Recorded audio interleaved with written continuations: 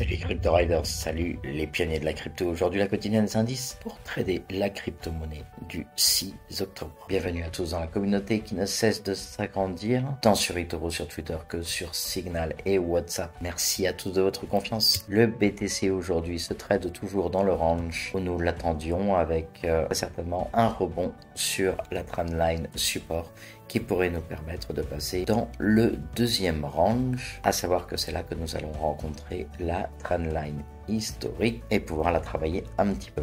Il est intéressant de noter que sur le dernier rejet de la trendline haussière, nous avons pu former une jolie divergence régulière haussière. Alors pour ceux qui ne savent pas traiter les divergences, voici ici le prix, voici le RSI, exactement comme ici, le prix et le RSI.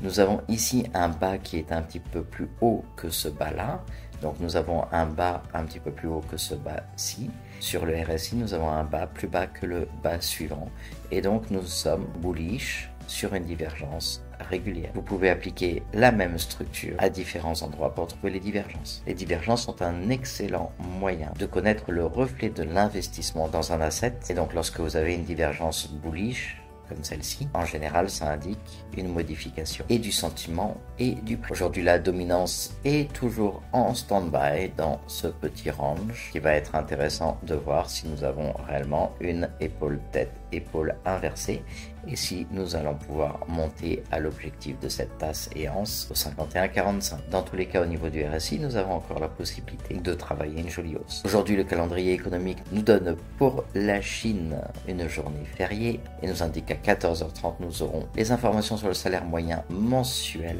de septembre attendu aux États-Unis, ainsi que les chiffres sur la création d'emplois dans le secteur non agricole et le taux de chômage pour le mois de septembre. Donc on attend un petit peu de volatilité à 14h30. Attention, aujourd'hui nous sommes vendredi, il n'y aura donc pas de marché demain, mais également les top traders ferment leurs positions le vendredi pour éviter tout crash durant le week-end et d'avoir des positions ouvertes. Attention à vos stop loss. Au niveau des liquidations, nous avons 14 901 traders qui se sont fait liquider pour un total de 41,64 millions, 29 millions en long et 12 millions en short, ce qui est vraiment très peu. Les market makers vont avoir besoin d'argent. Dans notre top 10 crypto, on peut voir qu'à part le BNB, le reste est dans le vert. Bien sûr, je ne parle pas des stablecoins, l'USDC et le Tether. Nous avons un Bitcoin qui se trade aujourd'hui à 27 720. Donc la plupart des cryptos sont sur les dernières 24 heures dans le rouge, à part le Solana qui arrive à gagner 1,21% et qui se trade à 23,28. Et le Cardano qui gagne 1,95% et qui se trade à 0,26. Le Dogecoin également a gagné un petit 0,12% pour se trader à 0,06. Le Toncoin est toujours en train de pousser la porte du top 10 à vouloir prendre la position du trône. Fiat Green Index, l'indice de prédictibilité sur le marché, nous sommes à 50 aujourd'hui, en position parfaitement neutre. Comme ces dernières semaines, nous restons sur un marché qui ne bouge pas et c'est parfait. Ça permet à la planète entière d'oublier la crypto.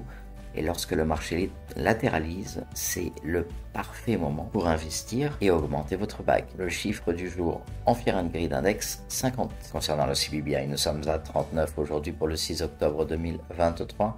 Comme vous le voyez, nous continuons à trader cette même résistance. Commune à tous les cycles, notre point de pivot sera aux alentours des 47. On a encore un petit peu de chemin à faire. Au niveau de l'Alcon Beacon Season, nous sommes à 39 aujourd'hui. Un marché relativement en attente, ce qui nous permet d'avoir un top 50 sur les 90 derniers jours, avec un BTC toujours un petit peu dans le rouge à moins 4,7%, mais de plus en plus de crypto dans le vert. Pour celles et ceux qui souhaitent obtenir plus d'informations, dès que je les publie sur le Twitter, vous pouvez me rejoindre sur le Gibbs 911 officiel. Bienvenue. Vous pouvez également nous rejoindre dans le Discord de la Crypto Family Gibbs 911 et rejoindre toute la Crypto Family. Plus que 202 jours pour le prochain halving du Bitcoin. Il reste encore 29 733 blocs à miner et nous sommes aujourd'hui à 85,84% du minage de tous les Bitcoins de ce cycle. J'ai reçu des messages de personnes qui s'impatientaient hier de ne pas voir le Bitcoin partir à la hausse et notre portefeuille exploser. Alors je fais un petit point sur les différents cycles à vous rappeler que ce sont des cycles de 4 ans et que à chaque cycle nous avons eu un double bottom, double bottom, double bottom, double bottom, et ensuite nous sommes venus travailler toujours la même zone sur chaque cycle.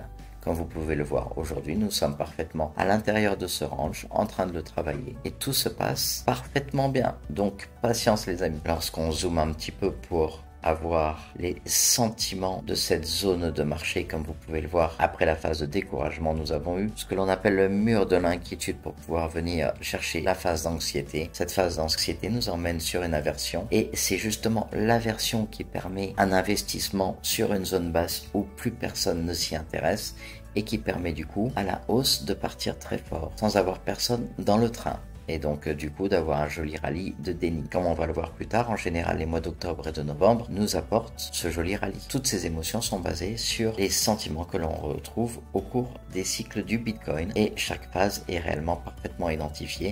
Et c'est ce que nous attendons dans cette latéralisation, que tout le monde s'impatiente et que tout le monde quitte la crypto. Heureusement dans la Crypto Family, on sait tout ça et on est patient. On attend simplement la sortie de cette bande de latéralisation. Et pour finir, je vous transmets cette fractale de l'année 2020. Nous avions eu un rallye d'avril exactement comme nous l'avons là, fin mars, début avril. Nous avons eu ensuite une petite consolidation exactement comme ceci avec le deuxième rallye qui se trouve là. Et ensuite une seconde consolidation également à ce niveau-là. Donc nous avons exactement la même structure en escalier et cet escalier en général pour le mois d'octobre et novembre pour la fin d'année nous offre une très très belle hausse. Eh bien c'est exactement ce que nous attendons, une très très belle hausse. Alors là elle est peut-être un petit peu grande, hein.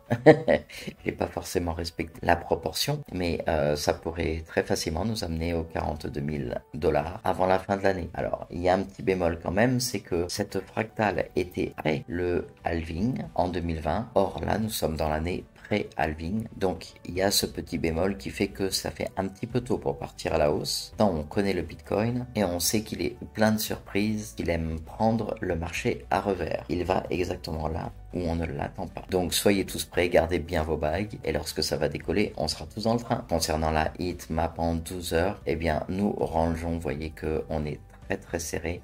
On a de la liquidité à 27 140 $ pour tous les longs et de la liquidité à 27 680 pour tous les shorts. Donc là, de très faibles mouvements et on va liquider beaucoup de monde. Ce week-end pourrait être intéressant. En 24 heures, justement, nous sommes à 27 712, à peine 500 $ entre la partie haute et la partie basse de liquidation. C'est très très faible. Sachant que le week-end, la globalité des traders n'est pas là, donc la manipulation est encore plus facile. Et en une semaine, vous voyez qu'on a pas mal de liquidité à 27 175 $. Donc tous les longs que l'on pourrait venir chercher, ça nous permettrait sur un acute wake-up d'avoir un petit point bas correspondant soit un secondary retest, soit un spring avant de redécoller. Parce que dès que le graphique va partir à la baisse, il va y avoir de nombreux shorters qui vont rentrer dans le marché. Et alors qu'on va liquider les stop-loss des longues, on va avoir beaucoup de liquidité qui va se créer au niveau des stop-loss de tous les shorters. Je vous souhaite à tous un excellent week-end. N'hésitez pas à vous abonner. Si cette quotidienne vous a apporté quelque chose, n'hésitez pas à activer la petite cloche pour recevoir toutes nos vidéos. À nous retrouver sur X, le Discord et bien sûr à venir parler crypto avec nous. Excellent trade à tous. Et n'oubliez pas que votre portefeuille soit crypto. À très bientôt, bon week-end.